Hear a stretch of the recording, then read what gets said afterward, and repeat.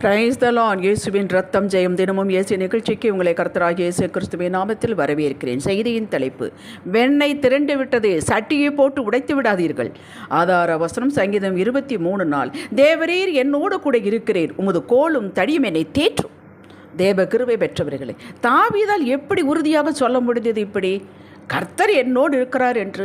அப்படி ஏதும் அற்புதங்கள் அதிசயங்கள் நடந்திருந்தால், தான் கையிட்டு செய்த காரியங்கள் வாய்த்திருந்தால், ஜெபத்திற்கு எல்லாம் பதில் கிடைத்திருந்தால், தன் எல்லையெங்கு சமாதானம் உண்டாயிருந்தால் எப்படி சொல்லியிருக்கலாம்? அப்படி ஏதும் இல்லை. மாறாக சுற்றிலும் எதிர்ப்பு. நல்லது என்று போனால் பொல்லாங்கு, முகாந்திரம் இல்லாமல் பகை. அவனே தான் சொல்லுகிறான். சமாதானத்தை தோடு பேசினால் யுத்தத்திற்கு எத்தனம் பண்ணுகிறார்கள், சண்டைக்கு ஆர்கியூமெண்ட்டுக்கு வருகிறார்கள். சங்கீதம் 127 படித்து பாருங்கள். நான் சங்கீதத்திலிருந்து தான் சொல்லிக் கொண்டிருக்கிறேன். தன் தலைமையில் அதிகமாக பகையினர்கள் சூழ்ந்து கொண்டார்கள் என்கிறார். புறாவை போல சிறகுகள் இருந்தால் பறந்து போய் இலைப்பாருவேன் என்கிறார். அத்தனை அங்கலாப்பு. இந்த சூழ்நிலையில் சொல்லுகிறார், கர்த்தர் என்னோடு இருக்கிறார், நான் அவரை எக்காலத்தில் ஸ்தோத்திரிப்பேன், அவர் துதி என் வாயில் இருக்கும் என்கிறானே. இது என்ன புதுமையாக இருக்கிறது என்று நமக்கு யோசிக்க தோன்றுகிறது. அவன் காரணமில்லாமல் இப்படி சொல்லவில்லை. அவன் தான் பெற்ற அபிஷேகத்தை மறக்கவில்லை, அதை அசட்டையாய் எடுத்துக்கொள்ளவில்லை, அதை தன் உயிரினும் மேலாக பாவித்தான். ஆம், 1 சாமுவேல் 16:13 இப்படி சொல்லப்பட்டிருக்கிறது. அப்பொழுது சாமுவேல் தைல கொம்பை எடுத்து, சவுலுக்கு தைல குப்பி, 1 சாமுவேல் 10:1. குப்பி என்பது சின்ன பாட்டில், இவனுக்கு கொம்பு. அவனை அவன் சகோதரர் நடுவிலே அபிஷேகம் பண்ணினான். அந்நாள் முதற்கொண்டு கர்த்தருடைய ஆவியானவர் தாவீதின் மேல் வந்து இறங்கி இருந்தார். கேட்டீர்களா? தாவீதுக்கு தெரியும் இந்த அபிஷேகம் சடங்காச்சாரம் அல்ல, இந்த அபிஷேகம் ராஜ அபிஷேகம். ஆவியானவர் சும்மா தம்மேல் இறங்கி இருக்கவில்லை. இவர் வழி நடத்துவார். தேவசித்தம் அறிந்தவர், நம்மை குறித்து தேவசித்தம் அறிந்தவர் ஆவியானவர். ஆலோசனை தருவார். ஜெபத்தின் ஆவியை ஊற்றி தன்னை ஜெபிக்க வைத்து ஜெயம் கொடுப்பார். அறிந்திருந்தான் தாவீது. இவர் தேற்றரவாளன், தேற்றுவார். சோர்ந்து போனால் தேற்றுவார், பலனற்று போனால் பலன் தருவார். அவருடைய பலன், தெய்வ பலம் தருவார். இவர் ஞானத்தின் ஆவியானவர். தன்னுடைய ஞானத்தை சம்பூரணமாக கொடுத்து உயர்த்துவார், போதிப்பார் எந்த வழியில் நடக்க வேண்டும் என்று. வடப்பக்கம் இடப்பக்கம் சாய்ந்தால், அதாவது தேவ சித்தத்தை விட்டு விலகினால், இதுவல்லப்பா வழி, இதோ வழி என்று காட்டுவார், உணர்த்துவார், பலன் கொடுப்பார். கிருபையின் ஆவியானவர் கிருபையால் நிறைத்து தினம் தினம் செய்ய வேண்டிய வேலைகளை செய்ய வைப்பார். இவர் தன்னை நம்மை விட்டு விலகுவதுமில்லை, கைவிடுவதுமில்லை என்பதை தாவீது அறிந்திருந்தார். தனக்கு என்று கர்த்தர் குறித்து வைத்திருக்கிற சித்தத்தை நிறைவேற்றும் வரை ஆவியானவர் ஓய மாட்டார். அந்த அபிஷேகம் ஓயாது, அபிஷேகம் கற்றுக் கொடுக்கும். இத்தனையும் அறிந்தவன் தாவீது. தற்போது எதிர்கொள்ளும் சோதனை, அவன் எதிர்கொள்ளும் சோதனைகள், வேதனைகள் தன்னை அழிப்பதற்கல்ல, இவைகள் தன்னை உருவாக்கும் காரணிகள் என்பதையும் அறிந்திருந்தான். ஆகவே தான் இப்படி சொன்னான், நான் உபத்திரவப்பட்டது நல்லது, ஆகையால் உம்முடைய பிரமாணங்களை கற்றுக்கொள்கிறேன். நான் உபத்திரவப்படுவதற்கு முன் வழிதப்பி நடந்தேன், இப்பொழுது உம்முடைய வார்த்தையை காத்து நடக்கிறேன் என்கிறார். சங்கீதம் 119, 71, 67. மக்களே, தாவீதை காட்டிலும் மேலான ஸ்லாக்கியம் பெற்றவர்கள். ஆம், நாம் இயேசுவின் இரத்தத்தால் கழுவப்பட்டவர்கள். தெய்வமே, தேவனே நமக்காக மரித்து உயிர் தெழுந்தார். சகல பாவங்களும் நீக்கி நாம் சுத்திகரிக்கப்பட்டவர்கள், ஆவியின் நிறைவை பெற்றவர்கள். அப்படி யாராவது பெறாமல் இருந்திருந்தால் லூக்கா 11 எடுத்து படியுங்கள், மண்டியிட்டு கேளுங்கள், உடனே நிரப்புவார். இதுக்கு யார் ஏஜென்ட்டுலாம் தேவையில்லை. அபிஷேகம் பெற்றவர்கள் நாம். கர்த்தரின் ஆவியானவர் நம்மில் தங்கி இருக்கிறார், போய் போய் வருகிறவர் அல்ல.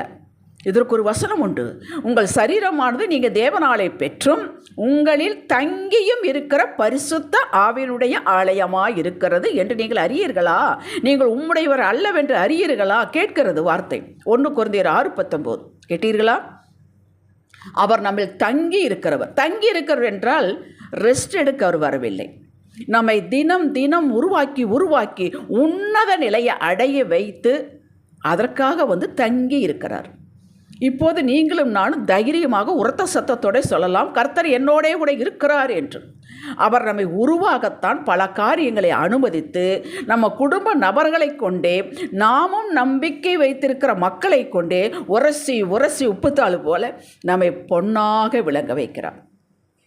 பொறுமைக்கு கொண்டு வந்து விட்டார். நீடிய பொறுமைக்கு கொண்டு வந்து விட்டார். தகப்படி உங்கள் சித்தம் போல செய்யுங்கப்பா என்று சொல்ல வைத்து விட்டார். இடப்பக்கம் வலப்பக்கடி நம்ம சாயவே மாட்டோம், அவரே கதி என்று வந்து விட்டோம். இப்படி நம்மளை உரசி உரசி கொண்டு வந்து தேற்றி விட்டார். நம்மை தேற்றுவது அவரது வார்த்தை, அதுதான் கோலும் தடியும். இதனால் தான் யோபு ரோட்டுக்கு வந்து விட்டான், சொல்லுகிறான், அவருடைய வாயின் வார்த்தைகளை எனக்கு வேண்டிய ஆகாரத்தை பார்க்கலும் அதிகமாய் காத்து கொண்டேன் என்றான். இவன் வெட்கப்பட்டு போனானா? இரட்டத்தனையாக ஆசீர்வதிக்கப்பட்டான். அப்படி நீங்களும் நானும் இரட்டத்தனையாக ஆசீர்வதிக்கப்படும் காலம் வந்து விட்டது. எத்தனை சாட்சிகள் நமக்கு உண்டு. யோசேப்பு வெட்கப்பட்டு போனானா? கர்த்தர் தன்னோடு இருக்கிறான் என்பதனால் உறுதியாக இருந்தான், எதிலும் விலகாமல் இருந்தான். இல்லையே, அவன் வெட்கப்படவில்லையே, எகிப்திற்கு அதிபதி ஆனானே. அப்படி நம்மளை உயர்த்துவார். நாம் எந்த நாட்டுக்கு அதிபதியாக வேண்டாம். நம்முடைய வேலையிலே, கம்பெனியிலே, நம்முடைய இதிலே நாம் அடிமையாக இல்லாமல் நம்மை அடக்கி ஆவியானவர் உயர்த்தி நம்மளை அதிபதியாக வைப்பார். தாவீது வெட்கப்பட்டு போனானா? இல்லையே, 40 வருடங்கள் சமஸ்த இஸ்ரவேலுக்கு ராஜாவாக ஆண்டான். ஆடு மேய்த்து கொண்டிருந்தவன். இஸ்ரவேல் தேசத்தின் எல்லையை விஸ்தாரப்படுத்தினான். தேவாலயம் கட்ட சகல பொருட்களை சபதரித்து வைத்தான். அப்படி நாம் ஆளுகை செய்வோம். அப்படி தாவீதை சொன்னை காட்டிலும் நாம் இன்னும் வைராக்கியமாக தெளிவாக சொல்லலாம், ஆம், கர்த்தர் உங்களோடு என்னோடு இருக்கிறார். நமக்கு அவர் கொடுத்த வார்த்தை ஒரு நாளும் நிறைவேறாமல் கீழே விழுவது இல்லை, அது வேதம் சொல்லுகிறது. நிறைவேறும் காலம் வந்து விட்டது. வெண்ணெய் திரண்டு விட்டது. சட்டியை போட்டு உடைத்து விடாதீர்கள்.